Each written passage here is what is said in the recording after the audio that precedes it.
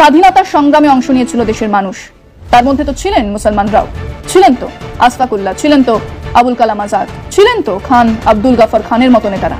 তারা ছিল না সেই আরএসএস, হিন্দু মহাসভার কেউ ছিল না ওই স্বাধীনতা সংগ্রামে। ইসলাম মানে টেররিস্ট, এসব শেখাচ্ছে কারা? যারা দেশকে হিন্দু মুসলমানে ভাগ করতে চায় সেই RSS BJP. Salute Jhantu Ali Sheikh, salute Syed Adil Hossain Shah. এই দুই মুসলমান ধর্মের মানুষ একটা কথা সাফ বুঝিয়ে দিলেন যে ইসলামকে টেরোরিজমের সঙ্গে জুড়ে দেবেন না। হ্যাঁ বলুন, 27 জন নামের মধ্যে একজন সৈয়দ আদিল হোসেন শাহ আছেন, একজন মুসলমান মানুষকেও খুন করা হয়েছে। আচ্ছা 25 জন হিন্দু তো মারা গেছে, তাহলে আলাদা করে একজন মুসলমানের কথা বলছি কেন? আর বললে ইমাকু নকু সেকুলার বলে গাল পারবেন তো?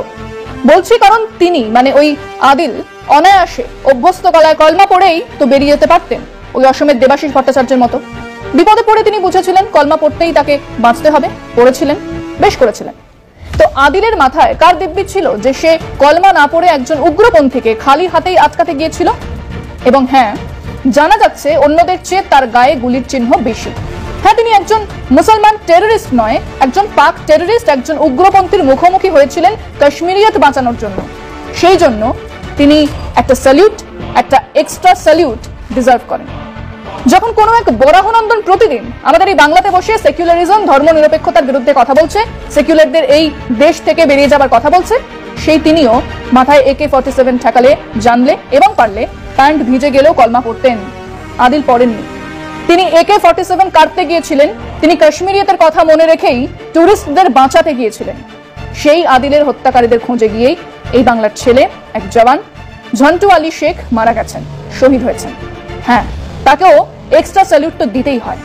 চারদিক থেকে পাকিস্তান পাঠিয়ে দেবো, মোল্লার বাচ্চাদের পিটিয়ে মারো, আমাদের মুসলমান ভোটের দরকার নেই, মুসলমানরা দেশ বিরোধী, এসব শোনার পরেই তিনি দেশ বাঁচাতে সেনাবাহিনীতে যোগ দিয়েছেন, প্রাণ হাতে নিয়ে কাজ করেছেন এবং শহীদ হয়েছেন। এবার দুপুরে দক্ষিণ কাশ্মীরের অনন্তনাগ জেলার বৈশারণ উপত্যকায় যখন এলো পাথারি গুলি চালাচ্ছিল জঙ্গিরা, চোখের সামনে একের পর এক পর্যটককে গুলি করা হচ্ছে, মৃত্যু নিশ্চিত না হওয়া পর্যন্ত চলছে AK-47।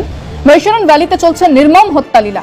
জানা যাচ্ছে সেই সময় এক সন্ত্রাসবাদীর উপর ঝাঁপিয়ে পড়েন ওই এলাকার ঘোড়ায় চড়ানো সহিস আদিল হোসেন। স্বাভাবিকভাবেই তাকে রেয়াত করেনি জঙ্গিরা, গুলিতে ঝাঁঝরা হয়ে যান সৈয়দ আদিল হোসেন শাহ। সৈয়দের পরিবারে আছেন বৃদ্ধ বাবা মা, স্ত্রী এবং সন্তান। পাহেলগাঁওয়ে তাদের বাস। পরিবারের একমাত্র রোজগেরে ছিলেন তিনি। ছেলেকে হারিয়ে ভেঙে পড়েছেন তারা। না, এখনো তার বন্ধুরা, পরিবারের লোকজন ফান্ড রেজিং এর কাজ শুরু করেনি। সৈয়দের বাবা বলেন, এই ঘটনার সঙ্গে যেই যুক্ত থাকুক না কেন, তাকে পরিণতি ভোগ করতেই হবে। মানে কি? তিনি সেকুলার, তিনি হয়তো জানেনই না কথাটার মানে, কিন্তু জানেন যে উগ্রপন্থার কোনো ধর্ম হয় না, হয় না বলেই 5 ওয়াক্তের নামাজ পড়া এক পিতা এক পাক উগ্রপন্থীর গুলিতে হারালেন তার সন্তানকে। হ্যাঁ, ইসলামিক টেরর নয়, পাক টেরর। আর মাত্র 2 দিন পরেই জম্মুর উধামপুরে জঙ্গিদের আশ্রয় নেওয়ার খবর পেয়ে বৃহস্পতিবার সকালে সেখানে অভিযানে যায় সেনা এবং পুলিশের যৌথ বাহিনী। জঙ্গিদের খোঁজে তল্লাশি চালানোর সময় বাহিনীকে লক্ষ্য করে গুলি চালাতে থাকে জঙ্গিরা। পাল্টা জবাব দেয় সেনাও। দুপক্ষের গুলির লড়াইয়ে এক জওয়ান আহত হন। গুরুতর জখম অবস্থায় হাসপাতালে নিয়ে যাওয়া হয়। চিকিৎসা চলাকালীন মৃত্যু হয় তার। নিহত জওয়ানের নাম ঝন্টু আলী শেখ। তিনি 6 প্যারা SF এ কর্মরত ছিলেন।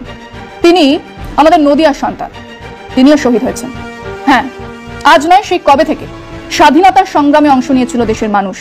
তার মধ্যে তো ছিলেন মুসলমানরাও, ছিলেন তো আশফাকুল্লাহ, ছিলেন তো আবুল কালাম আজাদ, ছিলেন তো খান আব্দুল গাফর খানের মতো নেতারা।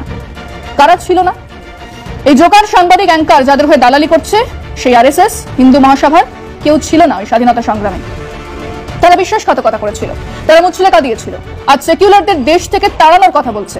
তারপরে দেশ ভাগ হয়েছে। যারা থেকে গেলেন তাদের কাছে তো অপশন ছিল পাকিস্তানে চলে যাবার, যাননি কারণ তারা এক ধর্ম নিরপেক্ষ দেশে থাকার সিদ্ধান্ত নিয়েছিলেন। হ্যাঁ, একজন হিন্দুর কাছে কোনো অপশন ছিল না, একজন মুসলমানের কাছে ছিল, তারপরেও সে এই দেশে থেকেছে কারণ তার মনে হয়েছে এক ধর্ম নিরপেক্ষ দেশেই তার থাকা উচিত। তারপর কাশ্মীরের লড়াই, 62-তে চীন ভারত যুদ্ধ, 65-তে পাক ভারত যুদ্ধ, 71-এ পাক ভারত যুদ্ধ। শহীদ বীরদের তালিকা দেখুন। হ্যাঁ, সেখানেও আমাদের দেশের সংখ্যালঘু মুসলমানেরা আছেন। ক্যাপ্টেন আব্দুল হামিদের মতো পরমবীর চক্র পাওয়া শহীদ আছেন। তিনি লড়ছিলেন পাক আগ্রাসনের বিরুদ্ধে, ইসলামিক আগ্রাসনের বিরুদ্ধে নয়। মেজর জাকি, মেজর রফি খান লড়েছিলেন বাংলাদেশ যুদ্ধে। শেষে আমরা ভুলে যাব ইসলাম মানে টেররিস্ট? এসব শেখাচ্ছে কারা? যারা দেশকে হিন্দু মুসলমানে ভাগ করতে চায় সেই আরএসএস বিজেপি। এই দুই মুসলমান ধর্মের মানুষ একটা কথা সাফ বুঝিয়ে দিলেন যে ইসলামকে টেরোরিজমের সঙ্গে জুড়ে দেবেন না। বলুন পাক সন্ত্রাস, বলুন পাকিস্তানি উগ্রপন্থী।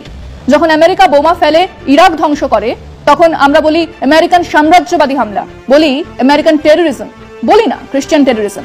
যখন চীন উইঘুর মুসলমানদের মারে, তখন বলি চীনের অগণতান্ত্রিক আচরণ, বৌদ্ধদের অগণতান্ত্রিক আচরণ তো বলি না। যখন ইসরায়েল গাজা স্ট্রিপে বোমা মেরে মাটিতে মিশিয়ে দেয়, তখন আমরা বলি ইসরায়েলের আক্রমণ, বলি না ইহুদি টেরোরিজম। শ্রীলঙ্কাতে তামিল নিধনকে তো বৌদ্ধ টেরোরিজম বলি না।